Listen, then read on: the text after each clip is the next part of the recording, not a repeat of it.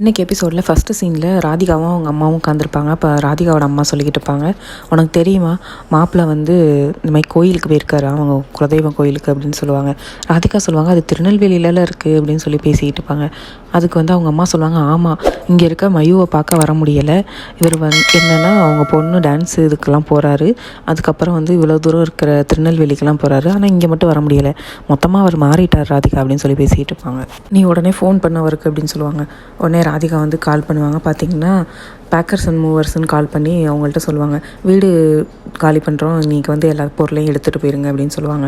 உடனே வந்து ராதிகாவோட அம்மா டென்ஷன் ஆகி கேட்பாங்க, ஏன் இப்போ இப்படி திடீர்னு முடிவு பண்ணுற, உங்கள் அண்ணன் தான் வந்து பேசுகிறேன்னு சொல்லியிருக்கான்ல அப்படின்னு சொல்லவும் ராதிகா சொல்லுவாங்க, இல்லை கோபிக்கே இங்கே வரணும்னு தோணலை, அதுக்கப்புறம் நான் பேசியும் கேட்கல, அப்புறம் அண்ணன் பேசி என்ன ஆக போகுது அப்படின்னு சொல்லிடுவாங்க. நெக்ஸ்ட் சீனில் பாக்கியா செல்வி நீ 3 பேரும் ஹாலில் உட்காந்து பேசிக்கிட்டு இருப்பாங்க. அப்போ பக்கத்து வீட்டிலேருந்து ஒருத்தவங்க வருவாங்க, வந்து பாக்கியாட்ட கேட்பாங்க, வீடு வாடகைக்கு வேணும்னு சொல்லியிருந்தேன்ல பாக்கியா, பக்கத்து தெருவில் ஒரு வீடு காலி ஆகுதான், அதில் எவ்வளோ வாடகை என்னன்னு கேட்பாங்க.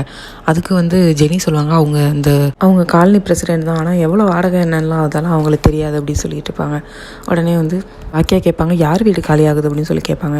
ராதிகா தான் காலி பண்ணுறாங்க, பொருளெல்லாம் எடுத்து வச்சுக்கிட்டு இருக்காங்க, எல்லாம் பேக் பண்ணிக்கிட்டு இருக்காங்க, உங்களுக்கு தெரியாதா, கோபி இங்கே வந்துட்டதுனால அவங்க கிளம்புறாங்க அப்படின்னு சொல்லி பேசிகிட்டு இருக்காங்க எல்லாரும் அப்படின்னு சொல்லுவாங்க.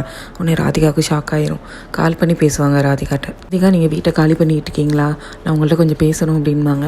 அதுக்கு ராதிகா சொல்லுவாங்க, நீங்கள் பார்க்குக்கு வாங்க இங்கே பேசிக்கோ அப்படின்ட்டுருவாங்க. அதுக்கப்புறம் பாக்கியா வந்து பார்க்கில் வெயிட் பண்ணிகிட்டு இருப்பாங்க. அதுக்கு நடுவில் கோபி வந்து ராதிகாவுக்கு ஒரு மெசேஜ் அனுப்புவாங்க, இந்த மாதிரி நான் ஊருக்கு இருக்கேன் வந்து கால் பண்ணுறேன் அப்படிங்கிற மாதிரி ஒரு வீடியோ மெசேஜ் அனுப்பிடுவாங்க.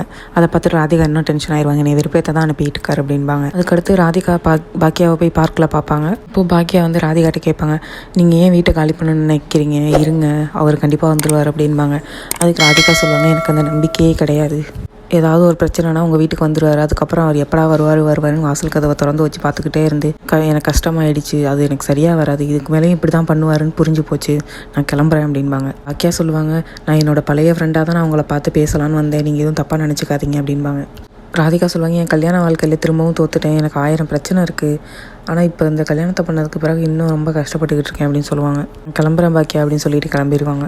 நெக்ஸ்ட் சீனில் கோபி வந்து அவங்க ஃபேமிலியோட அங்கே ஊருக்கு போய் வீட்டில் உட்காந்துருப்பாங்க. அப்போ வந்து எல்லோரும் சந்தோஷமாக பேசி சிரிச்சிட்டு இருப்பாங்க. எல்லாருக்கும் அம்மா வந்து சாப்பாடு ஊட்டி விடுவாங்க, ஈஸ்வரி பாட்டி. அதோட இந்த எபிசோட் முடியுது. நெக்ஸ்ட்டு நாளைக்கு உள்ள எபிசோடில் என்ன காமிக்கிறாங்கன்னு பார்த்தீங்கன்னா, ஈஸ்வரி பாட்டி கோயிலில் நின்று கோபிக்கிட்ட ப்ராமிஸ் வாங்குறாங்க, நீ என்றைக்கும் எங்களை விட்டு போக மாட்டீல அப்படின்னு சொல்லி. உடனே கோபியும் வந்து ப்ராமிஸ் பண்ணி கொடுத்துட்றேன், நான் உங்களை விட்டு எங்கேயும் போக மாட்டேன் அப்படின்னு.